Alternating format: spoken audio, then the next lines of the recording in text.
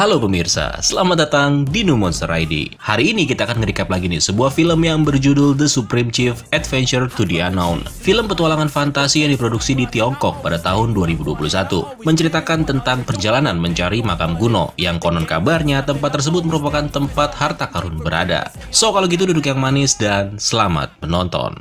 The world needs him.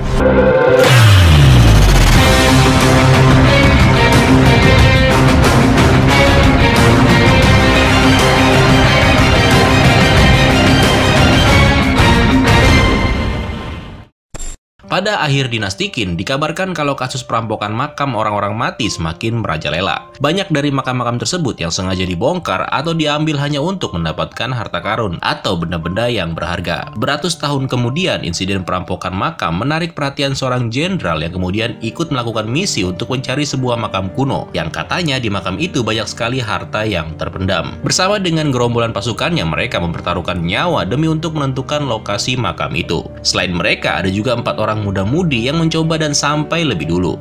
Namun sial, belum sempat menemukan apa-apa, tiba-tiba sesuatu yang mengerikan muncul tepat di belakang mereka.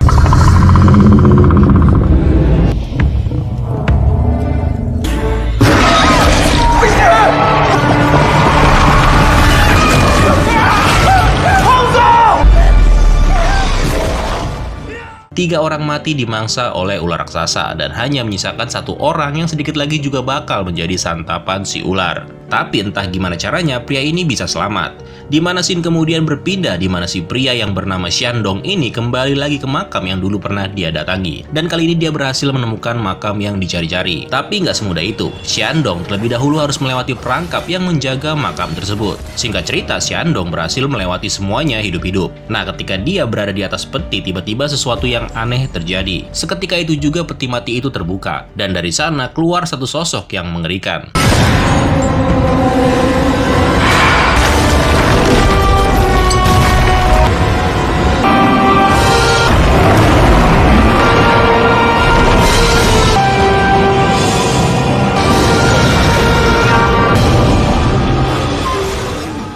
Scene kemudian mundur ke waktu di mana Xiandong ini sedang berada di sebuah tempat kayak semacam pertunjukan gitulah. Di sana ada seorang pembicara yang bercerita tentang kisah dari 4 sekte yang pada zaman dahulu sangat terkenal ketika melakukan perampokan makam. 4 sekte itu adalah Mojin, Faqi, Banshan, dan juga Xialing. By the way, mohon maaf ya kalau pengejaannya salah. Nah, Xiandong yang ada di bagian awal tadi adalah keturunan dari sekte Faqi. Kemudian di tempat lain ada sebuah pertemuan nih antara perwira militer yang bernama Jenderal Huo dan juga Mr. Johansson, serta tangan kanan jenderal yang memakai topeng dan jubah hitam yang misterius. Kita panggil dia Blackie aja ya. Nah, mereka ini sedang membicarakan tentang sebuah misi untuk mencari keberadaan makam seorang kaisar yang bernama Jiu Long Tianguan, yang dulunya beliau itu juga merupakan pemimpin dari 4 sekte perampok makam yang legendaris, yaitu Mojin, Faqi, Banshan, dan Xiling tadi.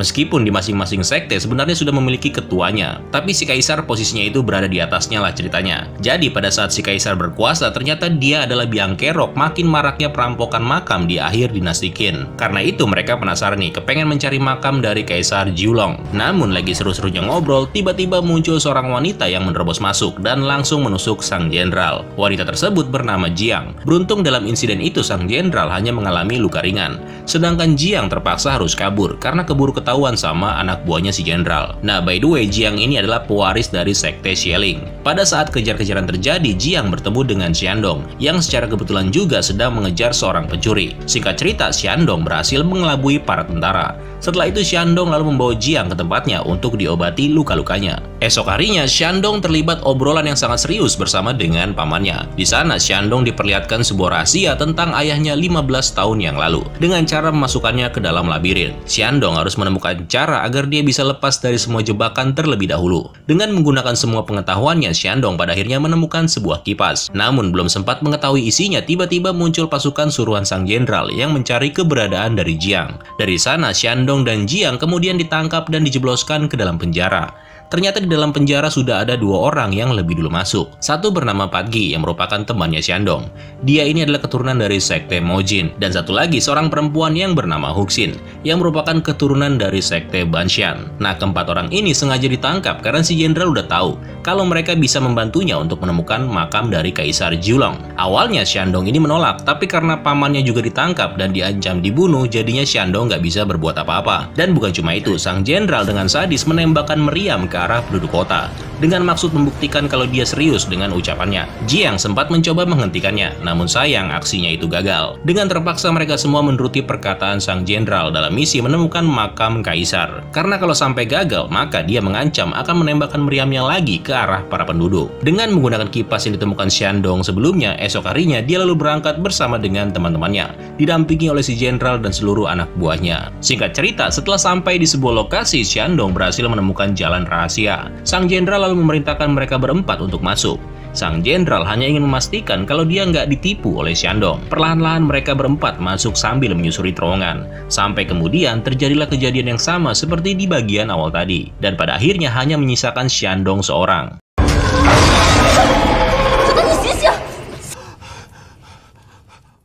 Dan ternyata itu hanyalah halusinasi yang disebabkan oleh seekor musang yang menjaga tempat ini. Musang itu bisa menyebarkan semacam ilusi yang membuat siapapun yang masuk ke dalam tempat ini berhalusinasi tentang hal-hal yang menakutkan. Beruntung Huxin menyadarinya dan kemudian membunuh musang tersebut. Di sini Xiandong juga menemukan sebuah kerangka yang ketika diperiksa ternyata itu adalah milik dari ketua sekte Faqi, alias ayahnya sendiri. Jadi ayahnya Xiandong ini sengaja mati di tempat ini untuk mengubur malapetaka yang menimpa sekte mereka, yaitu bencana yang disebabkan oleh perebutan makam. Sang ayah sangat menyesali dengan perbuatan yang dilakukannya. Makanya itu dia mengubur dirinya di tempat ini. Sebelum keluar, Xiandong mengambil segel milik sekte Faqi yang berada persis di sebelah kerangka ayahnya. Sampai kemudian mereka berempat kembali ke perkemahan bersama dengan sang jenderal dan anak buahnya. Di malam harinya terungkap juga kenapa Jiang sangat ingin membunuh sang jenderal. Ternyata ayahnya alias pemimpin sekte Xiling itu juga mati dibunuh oleh si jenderal. Nah, di momen ini Jiang sebenarnya kepengen melakukan aksinya membunuh sang jenderal. Namun Xiandong mencegahnya, karena hal itu kemungkinan bisa membuat situasinya menjadi lebih buruk lagi. Esok harinya mereka semua melanjutkan perjalanan dan tibalah di Gunung Jiulong. Di sini Patgi diperintahkan untuk menunjukkan jalan menggunakan petunjuk peninggalan sekte Mojin.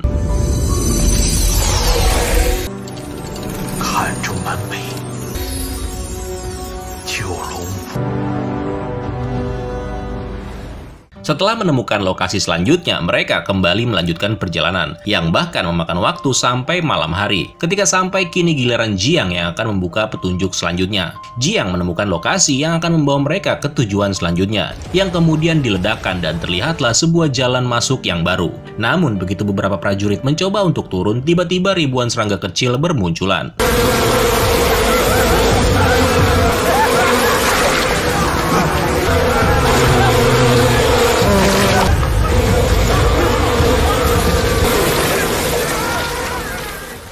Serangga-serangga itu benar-benar menguliti korbannya, sampai hanya meninggalkan tulang belulang. Bahkan Johansson juga mati dalam insiden tersebut. Karena nggak ada pilihan lain, mereka semua mau nggak mau harus menuruni lubang yang sebelumnya mereka temukan. Korban terus berjatuhan dan nggak banyak yang selamat dalam kejadian itu. Orang-orang yang sampai di bawah terus berusaha melarikan diri, sampai kemudian tibalah di pinggir tebing, di mana di sana terdapat banyak sekali jembatan yang saling menghubungkan antara satu dengan yang lainnya. Sang jenderal bersama dengan anak buahnya perlahan-lahan menyeberangi semua jembatan.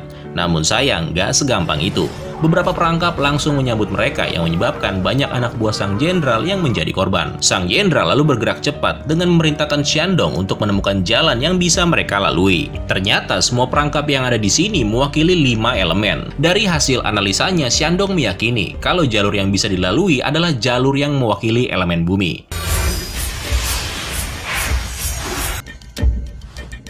Tapi nggak lama setelah mereka berada di atas jembatan, tiba-tiba serangga yang tadi muncul lagi. Panik dong pastinya. Si jenderal yang tadi nggak mau jalan di depan seketika itu juga buru-buru lari bersama dengan anak buahnya. Singkat cerita, mereka berhasil menghindari serangan para serangga tadi, dan kini berada di dalam terowongan dan kemudian sampai di sebuah lokasi. Ketika berada di sini semuanya terasa aneh, dan pada saat seorang prajurit sedang lengah, tiba-tiba sesuatu terjadi.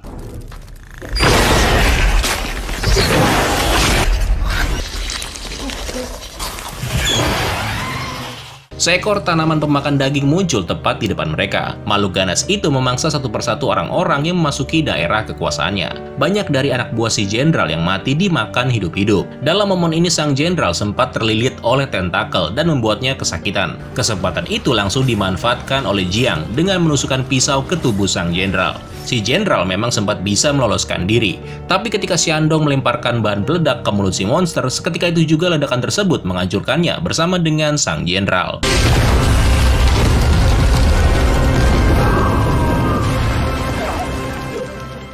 Dengan menyisakan beberapa orang saja, mereka semua kini tetap harus melanjutkan perjalanan. Salah seorang anak buah jenderal yang menggunakan topeng dan juga jubah berwarna hitam, yaitu si Blackie, yang mengatakan kalau mereka sekarang sudah sampai di makam Kaisar Jiulong.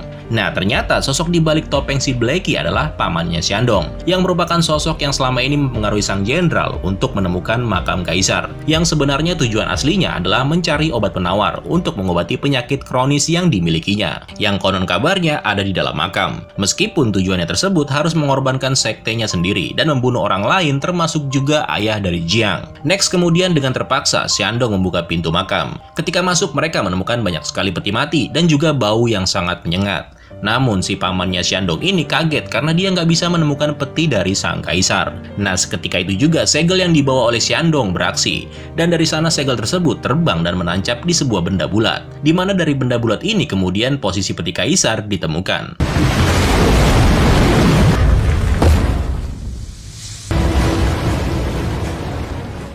Bersama dengan pamannya, Xiandong lalu membuka peti itu, dan dengan cepat si paman mencari obat penawar yang diidam-idamkan olehnya. Namun setelah lama mencari, rupanya penawar tersebut nggak ada di sana, alias memang nggak pernah ada. Dan nggak lama setelah itu, tiba-tiba mereka diserang oleh segerombolan mayat hidup.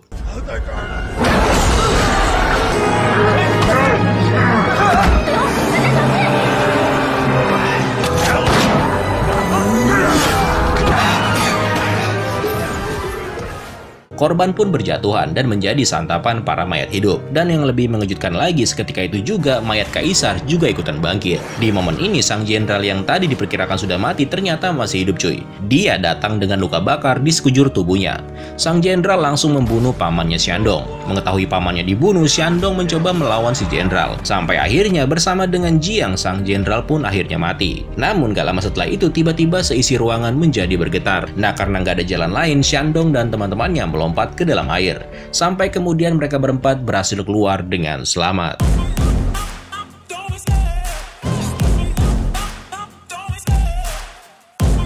Well, film ini sebenarnya cukup menarik cuy. Yang pada intinya misi rahasia di balik pencarian harta karun adalah untuk mendapatkan obat penawar, yang memang ternyata nggak pernah ada. Yang ada hanyalah pencarian yang sia-sia. Oke, kalau gitu sekian dulu untuk hari ini. Terima kasih buat kalian yang sudah menonton sampai habis, dan sampai jumpa di video selanjutnya. Keren lo semua. Ciao. It's not working out, maybe it's the chemistry. It's time to break up so I